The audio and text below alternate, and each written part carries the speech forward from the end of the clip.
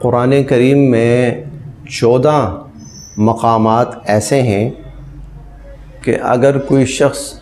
اس جگہ تلاوت کر رہا ہو یا سن رہا ہو تو اللہ تعالیٰ کی طرف سے اس کے لیے حکم ہے کہ وہ وہاں ایک سجدہ کرے۔ اسے سجدہ تلاوت کہتے ہیں۔